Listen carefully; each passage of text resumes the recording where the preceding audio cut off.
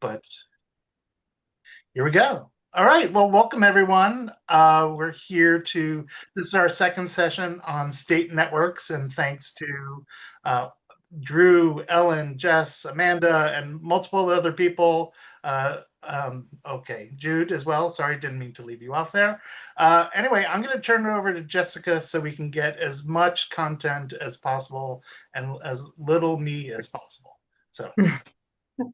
Oh, David, thank you so much. And it's so nice to see some friendly faces in the crowd, as well as some new people who I'm excited to get to hear from later. My name is Jessica Savage, and I'm the Director of Programs and Strategic Initiatives at the Vermont Council on Rural Development. And I'm here to kick us off to tell you about what the Vermont Prosperity Project has been up to and what we're going to be doing next. I'm joined today by some amazing steering wheel members, including Amanda Janu, who I bet a bunch of you people know from her illustrious career at We All, as well as Alan Kaler, who's the Executive Director of the Vermont Sustainable Jobs Fund, our wonderfully newly hired and so much needed project manager, Drew Rossley, who I can't see on my screen, but I know is here. And coming all the way from Portugal, we have Jude Rakelli from Abundant Sun. And if there's anybody else here who's joined after these folks from VPP, please speak up. But otherwise, that's your team here today, and I'm really excited to share a little bit of how we got started, where we're going, and some lessons learned, sort of successes and challenges. Amanda, will you go to the next slide? Awesome. So I think most folks around the world have heard of Vermont. I shouldn't assume that, but I do think it's a place that even if you live internationally, you've probably heard of it. And what I thought I'd do is maybe ask folks to really quickly put in the chat the first word that comes to mind when you think of Vermont. You can just put it right in. Oh, Bernie, snow. Ben Jerry's, yeah. Oh, Stowe, interesting, Mike. Hockey, green beauty. Oh, Elizabeth, you're a beauty. Beautiful winters, Noah Khan. My daughter would be very happy that you're saying that. Well, I think everybody has these perceptions of different places, if especially if you visited there, or maybe even especially if you haven't. But I just wanted to kind of frame up sort of why the Vermont Prosperity Project is taking root in Vermont a little bit, some of the sort of setting in which we find ourselves. So Vermont is a place that has about 251 towns. We have no county government. In 108 of our towns, we have less than 2,500 people. Typically, we rank well in national surveys on quality of life, economic opportunity, et cetera. But we have really high rates of unsheltered people. The cost of housing is way out of proportion with our wages. Available housing is way out of proportion with our wages. Hunger, childhood poverty, and more. Just like many, many states, we are a particularly concentrated population with only 647,000 people in the entire state. So we're pretty we're pretty small but connected in Vermont. We have a strong tendency towards civic engagement. We have town meetings. We have people that volunteer to perform essential services in our towns and regions.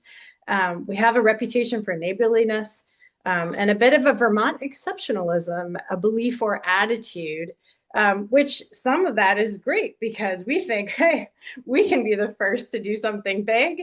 And we've done that a few times, right? With sort of this with civil unions, with strong environmental laws, the recent childcare reform that happened here. But in other areas, we really lag behind in innovation and delivery of many social and economic services. Overall, we have great creamies, which is what we call soft serve ice cream, and hiking, sure, but there's way more to us than that. And with that, I'd love to hand it over to my teammate, Ellen. Great. Thanks, Jess. So my organization, the Vermont Sustainable Jobs Fund, we were originally created by an act of the legislature back in 1995 to work on sustainable development in the state. And over the course of our 30-year period, we have done a number of industry level interventions. We work with individual businesses. We've done grant making. We do technical and business assistance.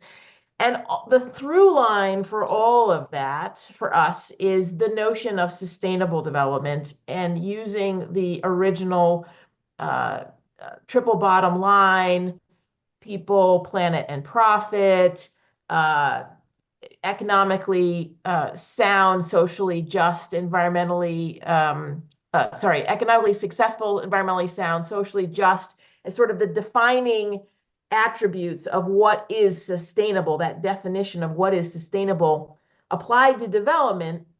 We were tasked with looking at the ways in which Vermont could progress its economy to be the model of sustainability in the truest sense. So not just economically sustainable, but truly the triple bottom line sustainability.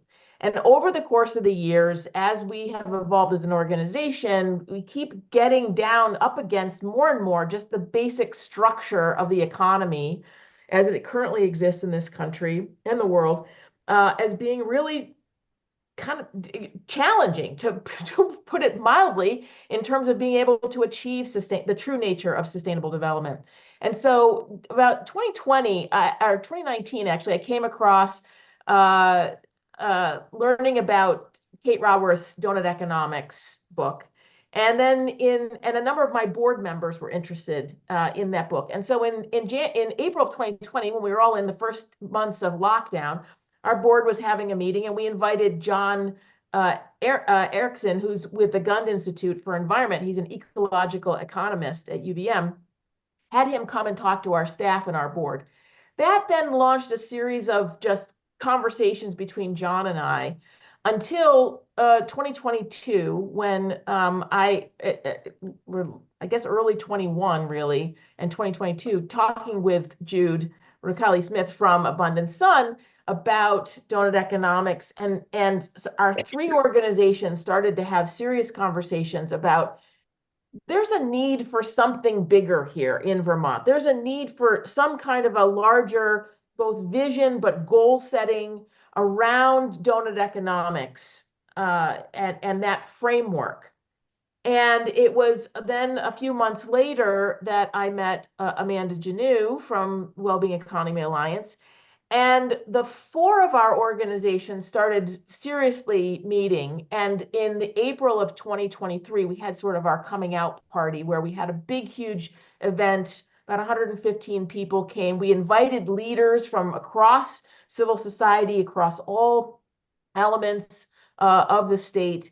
And what we did was, whoa, Wait, oh yes, sorry, oh do yes, you there's want some me to be pictures here or there. not? Sorry, Ellen. Yes, no, that top left there picture. And what we did was we invited people into having conversation with us about what would a just and safe economy look like. How could we have an economy that really centered people and the planet? And it was through those conversations we really sparked something. Like we kind of did it as an experiment. Like, would anybody come to our party?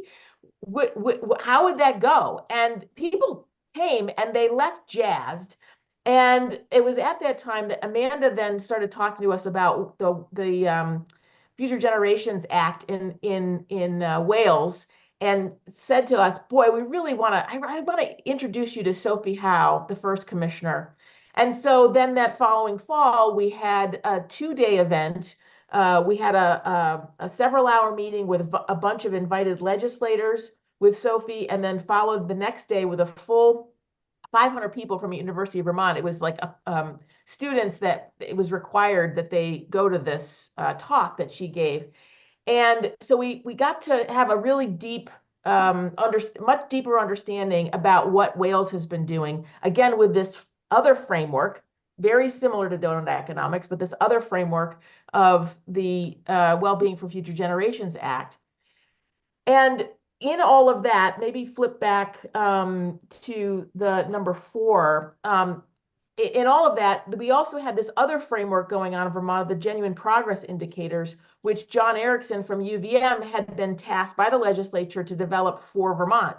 And so thinking about how do all of these pieces nest together? How do we think about GPI? How do we think about donut economics? How do we think about the Wales experiment? We decided to pull together to be a little bit more formal. And that's what, if you flip back to slide 3, what we call the steering wheel team. And so Abundant Sun, Guns Institute, and the Jobs Fund and Wellbeing Alliance were original members. We then invited in Vermont Business for Social Responsibility and Vermont Council on Rural Development. So we have this group of 6 organizations now that are trying to steer this process.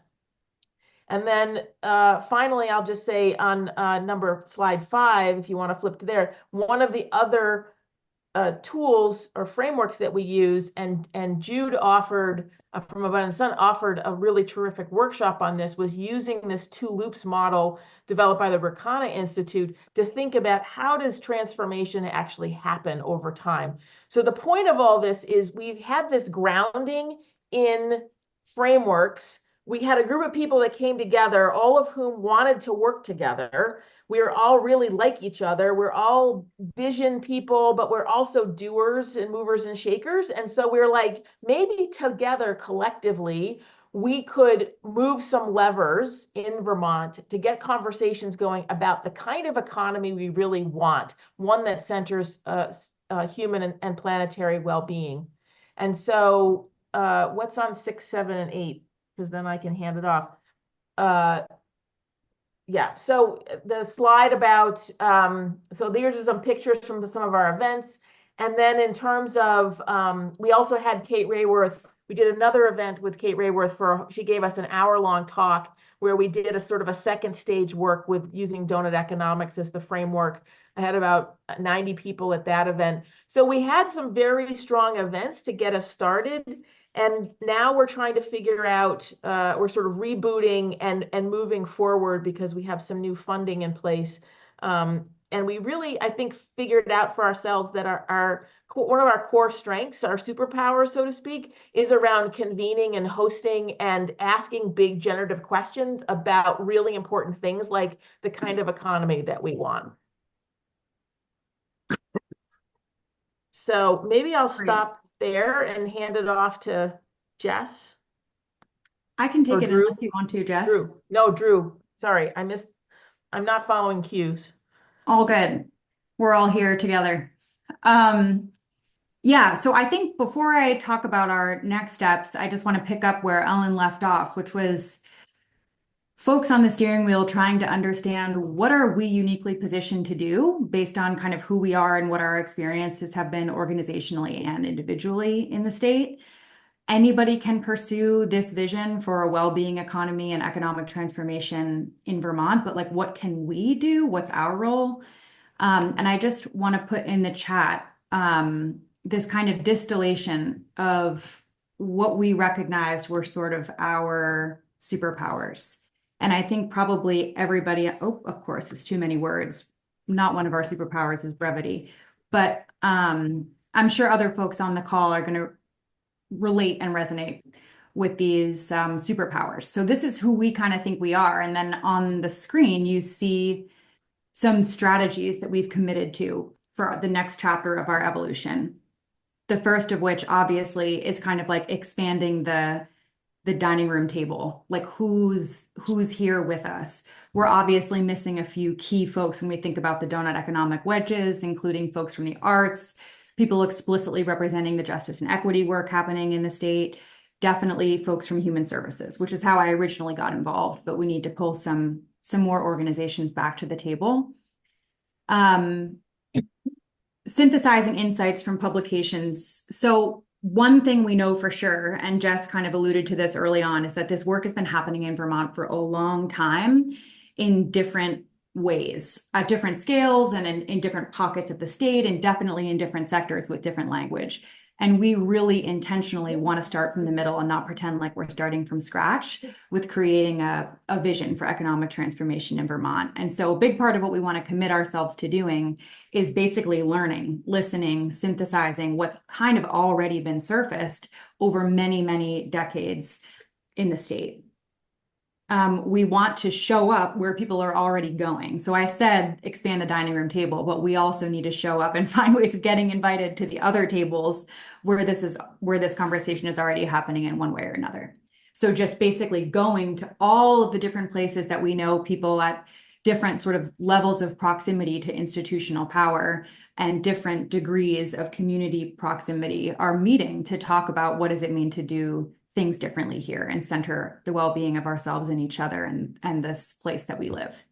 We also want to host convenings. I know there's a lot of people in states connected to this well-being work across the country who are practicing different ways of gathering people in small, literally around dining tables, small groups, but also big, larger groups. And we're committed to doing that, being a convener. We also want to document case studies and find creative ways of telling the story, making it super real and uplifting leaders who are kind of advancing different practices for co-governance and participatory democracy, civic engagement, economic alternatives. And then ultimately, as Alan kind of already prefaced, our hope is that we will have been building a big coalition of people who agree with us about moving forward and trying to adopt some kind of common agenda at the statewide level, which we believe could be like Vermont's version of the Wellbeing of Future Generations Act.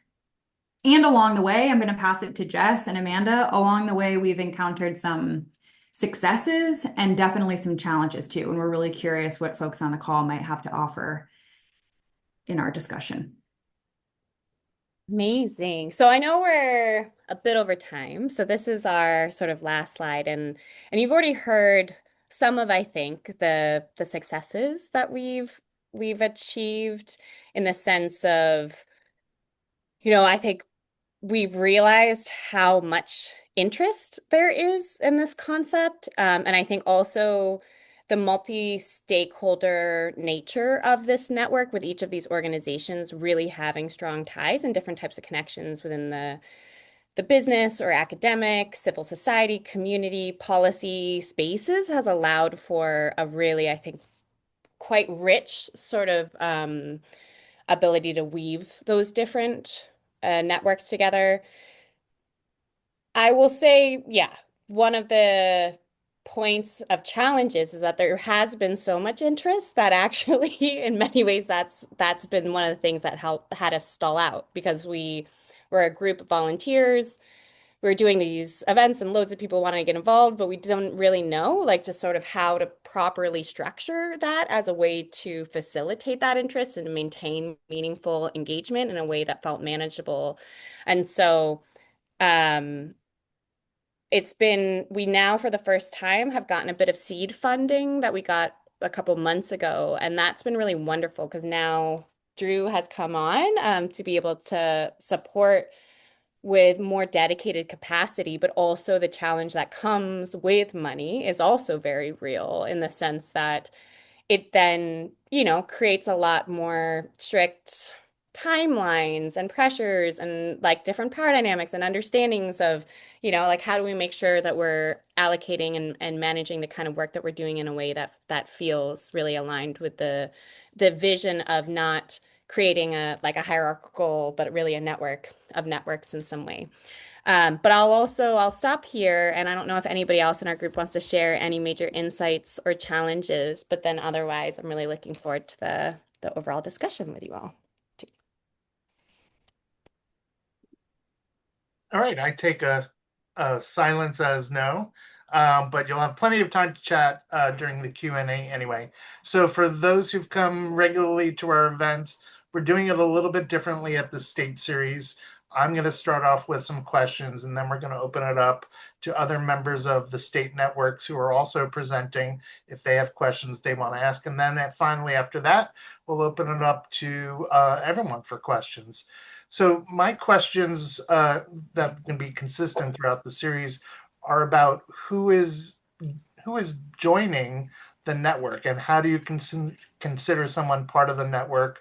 Are there people that you aren't inviting for some reason, and what is the process of developing the relationship of the people who are part of the network. So whoever feels they want to answer it, please go for it. Do you want to take that, Owen? Would you like me to ask it again in a shorter actual one question instead of I four mean, I questions? could just say, I mean, I think I can say from my experience, but to that point, like Ellen, in many ways, was much of the original force of gravity that brought us together. And I think she's been engaged in this kind of transformative systemic work for so long that she had a sense of which kind of not only institutions but individuals might make sense as to be a part of that intuitively. But it's something that we've really actually struggled with and are still trying to figure out too. Like, what is that actual criteria by which we determine, at least for as a source Yeah. for a steering wheel, or also other, like ways in which to be actively engaged in a way that can like multiply efforts. But I don't know if you want to share anything else, Ellen, or anybody Yeah, I else. mean, I think originally, my organization was just really interested in this donut economics. And John, as an ecological economist, had been working on this for decades, right? And so we just found ourselves in a conversation. And then we were working with Jude Smith-Rakelli um, on a bunch of diversity, equity, inclusion work, and she got interested in donut economics. And then I ran into Amanda at a Vermont Business for Social Responsibility event, and she was interested, and I learned about We All. So, like, there was this organic beginning to us of sort of like people in the right time and place finding each other and wanting to have the same kind of conversation. And then we started to get a bit more formal and started inviting a couple of other organizations to the table. We've had two other organizations that were in and then left for various reasons. And so, as Amanda said, we're at a point now where we really want to think about how do we intentionally expand our steering wheel team as this place where key organizations that have very deep networks and very deep connections across the state come together because we have these shared skill sets. But we don't want to create a broad membership organization because that would be creating a new organization. Like, we just want to have, we want to really encourage people throughout the state who are already doing lots of this kind of work to go farther, faster with that and feel connected to one another. That's why we talk about sort of a network of networks, because we don't want to create a new nonprofit organization. We've been really clear about that. And so a lot of people are like, wait, can I join? Why can we join? I'm like, well, yeah, do what you're doing. Like, that's how you join this effort, is like, do what you're already doing. And there's a small group of us that are just sort of holding a light container that is moving. Like, it's like, we called it the steering wheel because it really kind of feels like we're going like this, you know? Mm-hmm. So I don't know if that's helpful, but Yeah. Jude, you No, might have it's some good. other thoughts on that. Sorry, it's Jude here, and I'm sitting in the dark, which is why I'm off camera. But it's been such a wonderful organic evolution, and we brought our own networks to the table to the Vermont Prosperity Project in the very beginning, which made it really rich, and it made it really easy for us when we launched, to have like proper people in the room. From when you're looking at donut economics, it was really important to have people from all the different segments of the donut in there, from the ecological and the social. So that was really nice. And I think also to your question, David, there's nobody that's not going to be invited to this table. Many of our organizations, by their governing documents, are nonpartisan, and it is really important not to fall prey to the partisanship that is out there, where people are not allowed at certain tables or people are not invited to certain tables.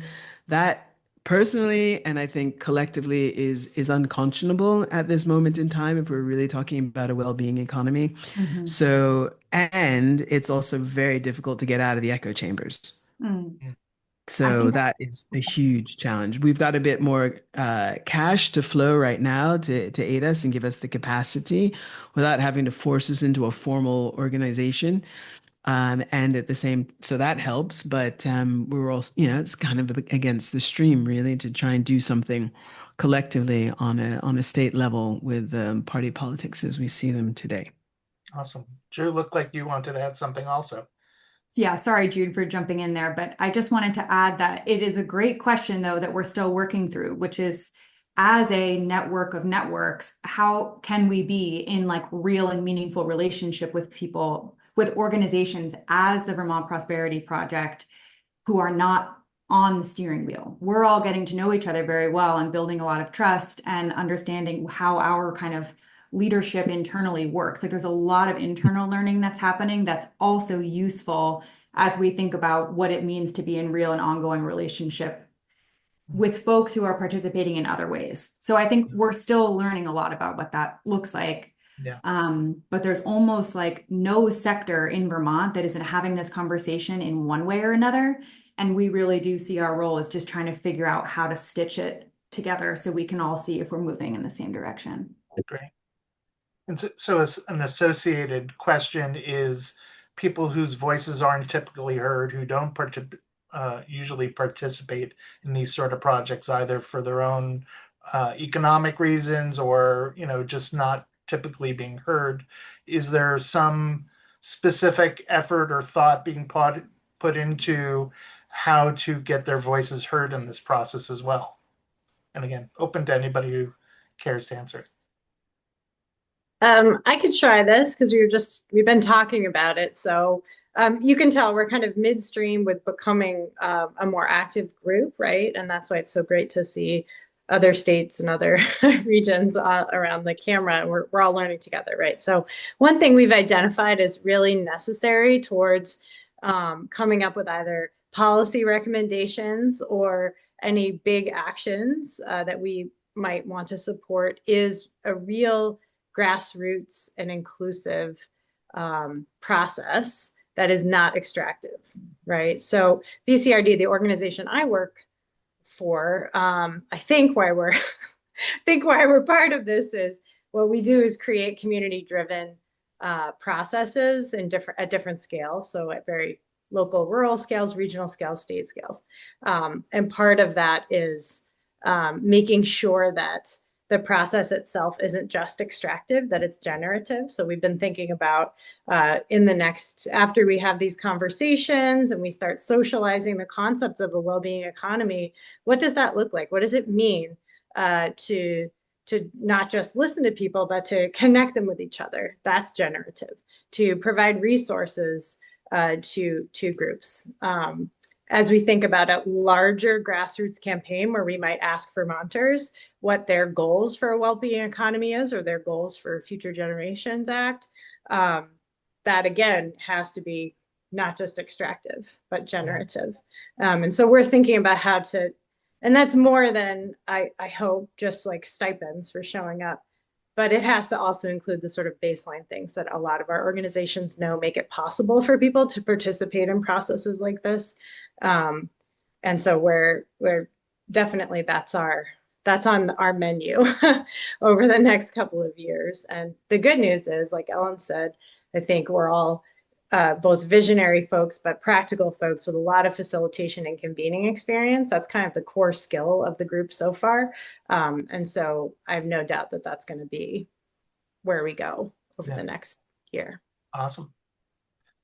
So one other thing I notice is that you all seem to get along really well and you all seem to be very upbeat and positive. Is that due to the cold weather in Vermont? Like you've got to generate that warmth to keep going? Or is it just natural because of the people drawn to this work? What do you attribute the way that everybody seems to be working so well together to? We're just really super smart, happy people. That was a great answer. We also have a tag in our brain of a magnet, and we're all just like magnetized to each other. Awesome. See, that's the secret. I didn't get the magnet. Okay. Well, No, and you go ahead, Jess. Yeah, I think we're going to probably say the same thing, which is that we are not immune to conflict or tension. but Mm-hmm. we don't let it fester. I Mm-hmm. think we're all very committed to being open, honest, and transparent with each other, especially right now, where we're going from Mm-hmm. an all volunteer, show up when you want to steer the steering wheel thing to we've got some money, we've got some staff, we have some promises that we've made to some funders, and we got to do work. That's a ripe moment for tension and conflict to happen unless you are very intentional. And we have been Yeah. very intentional. Yeah. And And I think. yeah, I agree. And definitely when we started, there was some rocky road, just getting things off the ground. But it also goes back to the state of Vermont and partly the exceptionalism of Vermont. We are incredibly community based, and we've got really sound a civic environment, with our town meetings, and we really do we work hard to do democracy in a good way. And I think we're actually an even really unusual state, having a Republican governor. How long has our governor been in place? How many terms has this guy had? Fifth. This 8. is fifth. 8, right? And so we've got a really interesting way to balance out party politics in our state. And I think that also plays itself out in how we relate to one another as individuals and as organizations. It's just part of the culture. Great. Thank you. Mm. So I want to turn it over to some of the other state people who are here. Lindsay, Joel. I think a couple other people are here as well, even though they might be off my screen. Are there questions you would like to ask of the Vermont team?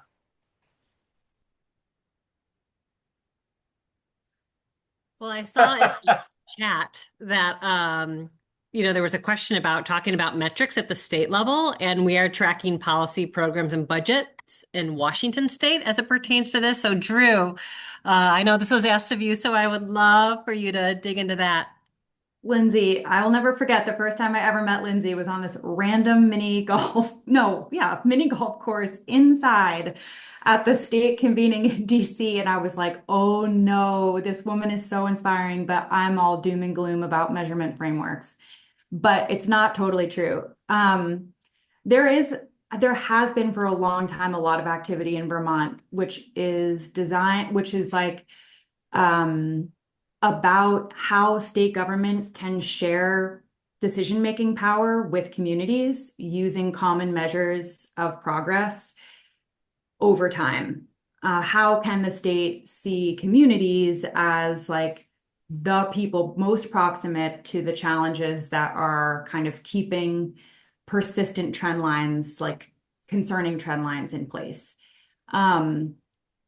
Jess mentioned that we don't have county government in Vermont. And so there's a big responsibility in state government for kind of like brokering the way that community-based organizations who receive grants from the state are not just living in their own siloed worlds, but can work together to try to create change in their communities with the funding that the state can offer. And that kind of realization was part of a big movement in like the 90s and early 2000s that I know Ellen was most a part of, maybe out of our full group, called the community profiles. And I'm like digging into history here because I think it's really important to us to note that the work that's happening now is never starting from scratch. There's like been a lot of movement over time to figure out what are the measures of well-being that matter to us at the state level, at the community level, across sectors, maybe starting with social services like human services, health, family well-being, child development, mental health, access to health care, like family economies, wealth, income, jobs, and then education, like linking that to education and kids' experiences in schools. And so that movement, I feel like, catalyzed some statutory changes in 2010 and then in 2014 that were trying to bake in a common and measurable agenda by which community-based organizations and state government agencies could try to align efforts, drawing from the collective impact model, trying to understand like how do we all work together. But then I think Vermont has also seen in like the food and ag sector, and Ellen could talk for days about this, major shifts in how we think about common measurement frameworks for guiding major sector transformations towards a common agenda. So I think we've seen it in food and ag, we've seen it in human services and education, and we, I think, are still trying to understand as a state what it looks like not only to have the measurement framework established or established in statute, but how, and I think Amanda talks a lot about this, how it can actually shift the way we govern, shift our governance practices. I feel Because like that was a bit of gobbledygook, but hopefully no, that no, makes no, that was sense. great. I mean, and maybe just to add, because I mean, Ellen touched on this, but the Genuine Progress Index, that was adopted formally by the state of Vermont through legislation. So we have alternative indicators of progress that are periodically measured for the state. But like most of the OECD countries who also have well-being indicators, having measurements itself doesn't actually mean you change anything unless there is accountability to doing something on the basis of those indicators. Because otherwise, you're just monitoring that things are getting worse. It doesn't mean that fundamentally the logic is going to be any different, which was part of why bringing Sophie Howe, because for me, that's the one really transformative governance reform legislation I've seen internationally where it requires states to actually act in a different way in line with clear 25-year targets. And so what Drew was referencing with Ellen was that she, through a supply chain intervention, successfully doubled local food consumption in Vermont in a decade, but that was like a clear target, right? And they figured out how to do it. But just saying, let's monitor how much local food consumption we have, that doesn't, you know what I mean, create the same kind of impetus and requirement to transformation. So, Awesome. And before we move on to other state members who have questions, this is the plug. Lindsay's actually speaking in 2 weeks with Faduma. So hopefully, if you haven't already signed up for that, please do. And then a month after that, the man who just raised his hands is presenting, Joel. So hopefully you'll sign up for that one in December too. So is there anyone else from a state network that would like to ask a question? Joel, looks like you unmuted. So Yes. It's difficult for me to ask a question. There's so much information and everything is so inspiring, and just to grab it all, it's gonna take me a few weeks to sort it out. But anyway, I wanted to bring it a little bit more down to earth. Is there any happy moment of celebration that you can share with us of a success, like a tangible success that you've had? you mean That other would be than my today, question. of course. Of course. Okay, yes, right. Yeah. Well, I think one of the things that we really love, John, I'm just hopping in, everybody, but for a couple of years running since we founded ourselves, we've been going to do presentations at what we have, it's called the Vermont Leadership Institute. And so there are many people across the state who are are budding leaders of the future in Vermont. And we've just had so many wonderful sessions sharing what we've been doing by way of our own curriculum with them and engaging with them and really palpably inspiring people into the future to carry these concepts forward with them as they go into their professional roles in civic and business society. So that's been really nice. And we periodically do get together for dinner, or when Jude happens to be in the state, we will do our best to try to get everybody together to be in person for a planning session or something like that. So we do try to have some amount of get together time, right? We're going to have dinner next week with Anna. So Awesome. Mm-hmm. And just the work we do with the students as well over at UVM, right? Like that whole presentation series that John had is, they identified some of the areas of the metrics, right? And then the students put together presentations on how they themselves would set about resolving some of these wicked problems. That was really good too. So we know it's sinking in. hmm.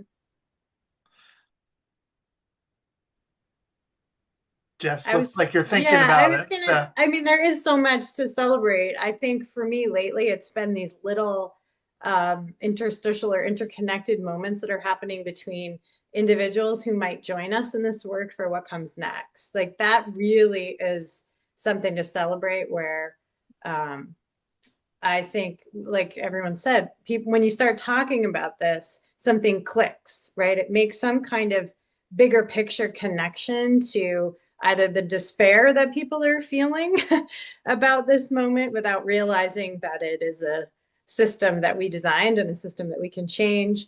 And so I'm excited about starting to work with people who are supporting local democracy. I'm excited to start working with people who have been deep into work in environmental and other kinds of justice in the state. And I think that and the arts and humanities, like we're on the precipice of having this next wave of energy and work that I think people are craving. And so that's what's exciting to me, is that people want this. Yeah. And it feels like a moment. So yeah, and I would just to put an even finer bow on what Jess just said, it is, I feel like, and I mentioned this before, so much is already happening. And in our country, we just have a general lack of self-confidence to actually like feel like we can actually do something with a bigger impact. And sometimes what we've noticed over the years is people are just waiting around asking for permit or looking for permission.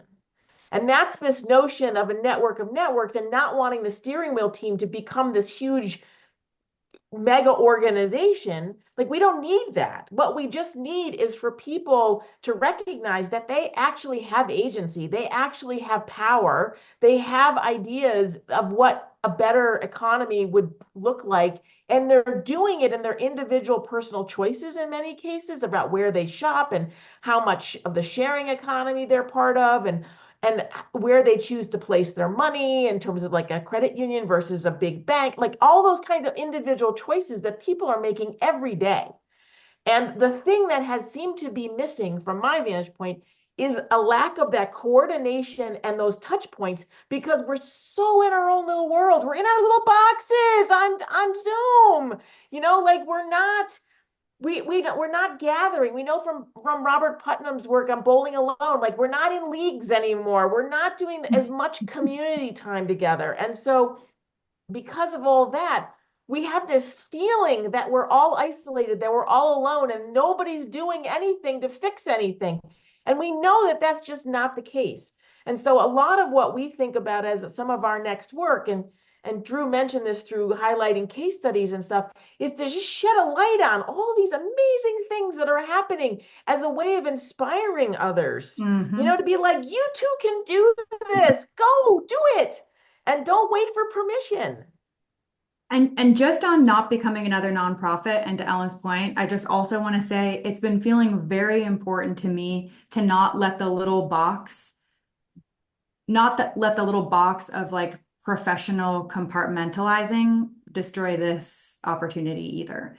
Like, there are so many networks that are alive in all of our lives, and there's a rich tradition in Vermont, and I think everywhere, of kind of segmenting out in your mind whose ideas and coming from where are relevant in a certain conversation.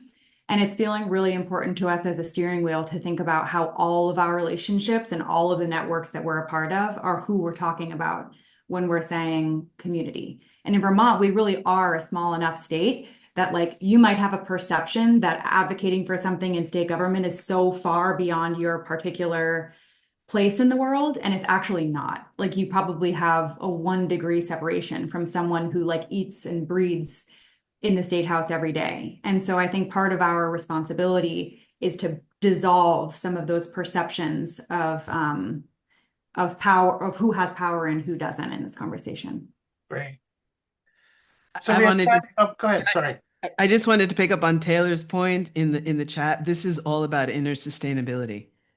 Like, there's nothing that can be done on any macro level, on any global level, if we as individuals aren't working on our own stuff. And I think that also goes back to the question that you had, David. Like, why are you all so happy? Because we work on our own shit. It's very important. Absolutely. So let's open it up to everyone else we've got time for like 3 or 4 questions. If you're on camera, you can raise your hand. If you're off camera, you need to come on camera or raise your Zoom hand. But just asking people to keep it to one question and maybe keep the question to 30 to 60 seconds. So who would like to ask a question? Amanda's raised her hand. She gets the no, I know.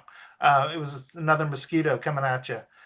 No questions today. That's very unusual. Okay.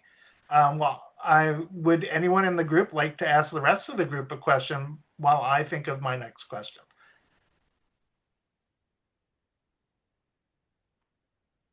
I'll ask a quick question. Sorry to jump in. Go for it, Kirsten. Thank you so much for this amazing information and all the experience that you're sharing here. Have you had any success with working with like local academics and research institutions in Vermont to, how did you forge those partnerships to start helping with measuring if they're helping with that measurement? Yeah, that's so John Erickson, who I mentioned, is with the Gund Institute. He's also a professor with the Rubenstein School of Natural Resources at the University of Vermont. And he is an ecological economist by training, but he is a professor. And so he actually has had some of his classes over the last couple of years do some Vermont donut economics looking at things. And some of us served as sort of advisors of a sort when they gave their final reports. And so, yes, we do have that connection to the University of Vermont. There's a lot of professors that are interested in this work. So we do have that as a core base as well. And as I also mentioned, John Erickson, again, from UVM, was the one that was tasked with creating the genuine progress indicators for the legislature in Vermont. So that he has very, very deep understanding of how to do this work on the data side. And Drew has a lot of experience also, though not from an academic institution. And we've been looking at the genuine progress indicators instead of just at GDP. So that's been core element to that. Awesome. Well, we've got a stack of questions now. Just people needed to get warmed up. Thanks, Kirsten, for getting everybody revved up. Virginia. Hello, everybody. Thank you so much for this input. Now, when you are in a Zoom call, you usually don't know who is present. Like now that comes when it's a free event, but make sure that be sure that your experience is going to go far and beyond the borders of the United States. Well, my question is, I've been part of a network of networks, and for me it was a bit frustrating that there was a lot of theory behind and not a lot of action. People talk and talk and talk and never decided anything like, let's do this.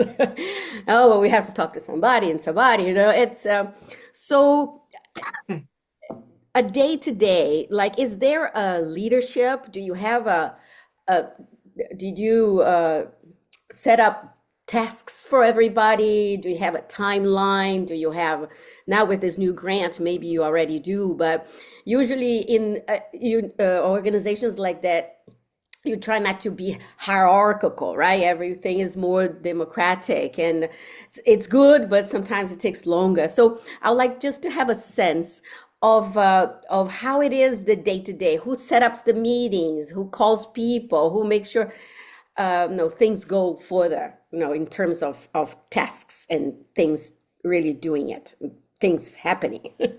Thank you. Thanks, Virginia. Drew, this is all you now. I was going to say it's all you all. Well, maybe I'll say, because again, we mentioned that we're in a moment of transition, right? But I would say very much in the beginning, Ellen was very much like the person who was organizing the meetings, right? And like managing the agenda and things like this. So, but we're really lucky in the sense that she is a doer, but also somebody who can like play 5-dimensional chess in her head, but also a Buddhist, so low ego and less desire for control, right? And domination. So that's a very rare mix of qualities that allowed us to be able to, I think what you're speaking to, and I've seen in so many different networks, is this big tension and challenge between going slow enough to building trust whilst doing enough to feel like it's worth your time, right? And how do you ensure that you're balancing that in the appropriate way? I don't know that there's a perfect recipe, but I think that's a big part of it. But it was also unsustainable, right, for Ellen to be leading on that the whole time because we are a network. And so each of us were stepping up in different ways, but now having Drew to be able to provide more of that like organizational and like facilitation support for these things is wonderful and great too.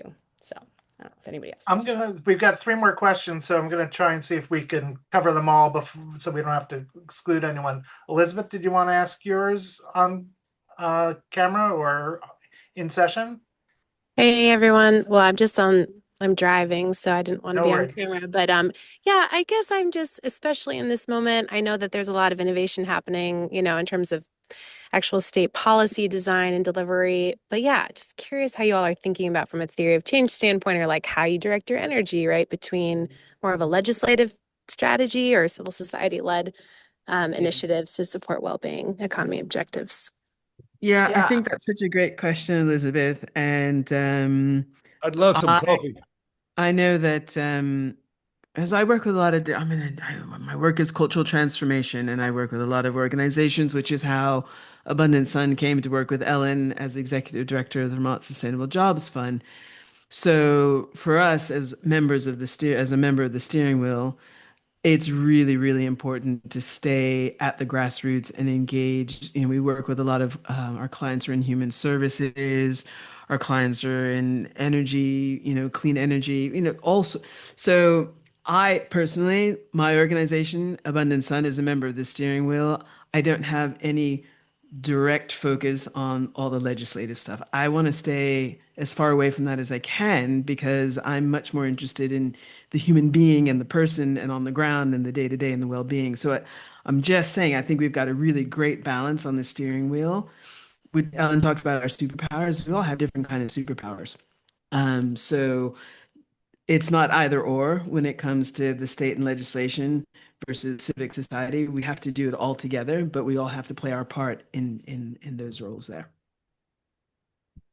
So I'm going to keep the pace going briskly. Mia, pardon me if I'm mispronouncing it. It's Hello. been a while since I've seen you, but I'm please go just for it. curious. You did an incredible job navigating different frameworks and movements at the very beginning. How did you integrate the different theoretical approaches? Was it Ellen's 5D chess or something else? A little bit, but no, I mean the genuine progress indicators, right? And donut economics ultimately come from the UN Sustainable Development Goals. So that's the foundation, right? So those things are just expressing a lot of the same kinds of ways that you develop metrics that don't preference just GDP, and you look at the balance of environment, civil society, and the economy, right? And then that really is the core framework in some ways. And then the Wales example of the Future Generations Act is a policy expression of preferencing having an economy that balances those three, right? It is a very real expression of that. The two loops model, we came across that as a way to just help people understand the nature of how change happens, right? You have eventually something becomes the dominant structure, and we know what that is for us now with our current economy, and how it takes time for that to evolve, but it provides a framework for thinking about where are we over the course of time. Because then once we've created the kind of economy we want, of course, then that becomes the dominant system, and something else, maybe 100 or 200 years down the line, needs to change again, right? So it just helps people to recognize, like not get so angst about like, oh my God, we're at the end of time. It's like, no, we're in the middle of time. And so we need to like pace ourselves and understand how change happens, and then be strategic in how we think through that. And to the point of grassroots versus policy. It's a both and. I've seen some major policy initiatives happen with having a super majority of a particular party in our state that then that creates such a backlash that everything blows apart. So if you don't lay the ground from a grassroots perspective, I don't think we can do economic transformation. We have to start from the ground up. Then we lay the ground enough, then we prepare for the policy. But having the Wales example as like something to head towards is really powerful. Yeah. So I'm going to suggest, there's a couple more questions, but rather than take them, how about we just give everyone on the team 30 seconds to share any closing thoughts they want, because I know people are going to jump off when that 0 hits soon. I'll just add my own, which is that we do all sorts of events. If you're not on our mailing list, please go to our website and check it out and join our mailing list, because we have all sorts of things coming up. So I'm going to go in order of the screen. Amanda, would you like to go first? Well, yeah, I don't know what to say in sort of closing, but yeah, really appreciate you all being here today. And if you ever come to Vermont, please let us know. We'd love to hang out with you. And honestly, yeah, I mean, I'll just say it's organizing is hard, and doing things in a different way, trying to build a different system within an existing system is really tough, but it's a real joy to be able to do it with others who are smart and cool and intrinsically motivated. It makes it better. So let's go to the next smart and cool person, Jess. Thanks. I guess I just want to say that somebody brought up, like, how do you bring in people who maybe have different beliefs? And I'm excited for what comes next for us, because in Vermont, we are not a monolith. And I think especially when we go into rural Vermont, we need to find those core conversational values that we want to have, so that we can have that really strong grassroots campaign. And no doubt it's already there. I work in rural communities all the time where they clearly understand a well-being economy, even if they express it differently. So I just wanted to name that as something that's exciting to me coming next. Ellen, how about you? I think you guys have heard enough from me. I really appreciate the opportunity and look forward to connecting in the future. Awesome. Jude. This has been so wonderful, and thank you everybody for being here, because it is great to get out of Vermont and to share the work with you all. We're proud of what we do, and we are always welcome. We're welcoming feedback as we go through.